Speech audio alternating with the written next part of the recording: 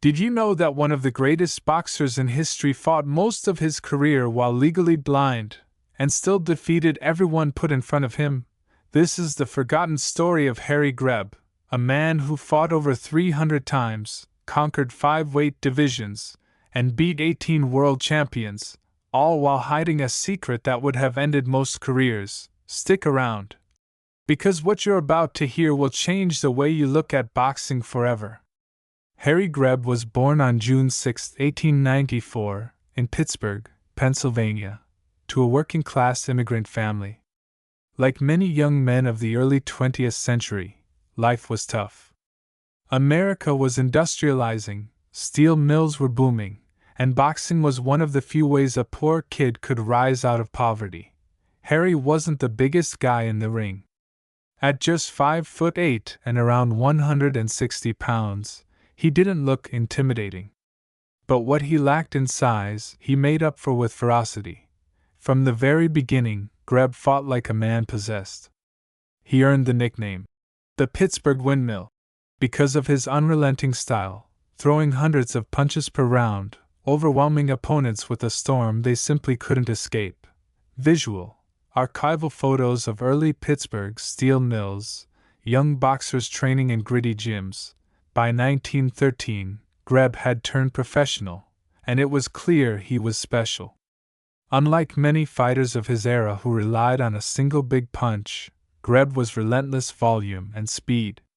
He never stopped moving, never stopped punching, and never gave his opponents a chance to breathe. To understand Harry Greb, you have to understand the boxing world of his time.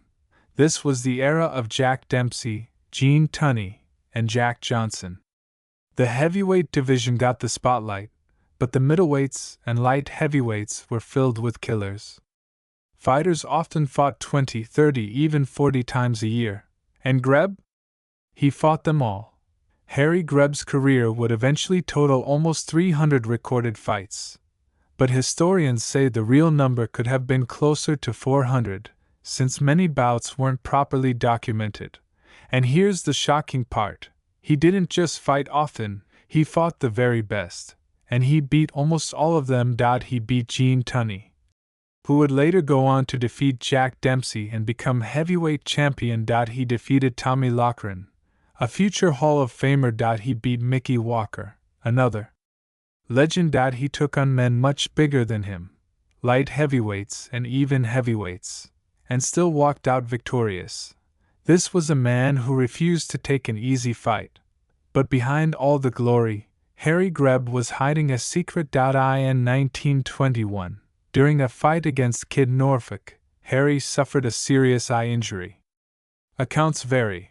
Some say it was a detached retina, others claim it was broken bones around the socket. But what we do know is this: from that fight onward, Harry Greb was completely blind in his right eye. Think about that for a second. Boxing at its core is about vision, reading distance, dodging punches, seeing openings. And Greb? He was fighting the best fighters in the world with half his vision gone. Visual, close-up black and white shot of a damaged eye, dramatic slow motion. But instead of retiring, instead of even telling the boxing commission, Greb kept the injury a secret. He continued to fight. He continued to win. And no one outside his closest circle knew. So how did a half-blind fighter dominate some of the greatest names in boxing history? The answer lies in Harry Greb's style. Unlike many fighters of the era who stood still and traded punches, Greb was constant motion. He bobbed, weaved, ducked, circled, and attacked from every angle. Opponents often complained that fighting him was like battling a whirlwind. One sportswriter of the time said, "He comes at you from all sides, left, right, above, below, and you don't have time to think. You're simply drowning in punches." It wasn't just volume, it was strategy. Greb threw punches not always to knock you out, but to keep you off balance, to frustrate you, to make you doubt yourself. And the results? Legendary. If there's one rivalry that defines Harry Greb's career, it's his battles with Gene Tunney. Tunney was a brilliant boxer, technical, disciplined, and later famous as the man who dethroned Jack Dempsey. But before all that, he faced Harry Greb in 1922. And what happened? Harry Greb gave Gene Tunney the only official loss of his entire career. The fight was brutal. Greb's relentless pace and dirty inside fighting left Tunney's face a bloody mess. Newspapers reported that Tunney looked unrecognizable by the end of it. Tunney himself admitted later that Greb was the toughest opponent he had ever faced. But here's the kicker. Greb was already blind in one eye when he beat Tunney. In 1923, Harry Greb finally captured the World Middleweight Championship by defeating Johnny Wilson. But unlike some champions who carefully selected opponents, Greb didn't sit back and enjoy easy defenses. He defended the title against anyone who wanted a shot, often against bigger men, often on short notice, and often while fighting multiple times per month. Between 1923 and 1926, Greb reigned as middleweight champion, cementing himself as one of the greatest of all time. But behind the victories, Greb was slowly breaking down. His fighting style took a toll not just on opponents, but on himself. His damaged eye caused migraines, dizziness, and balance problems.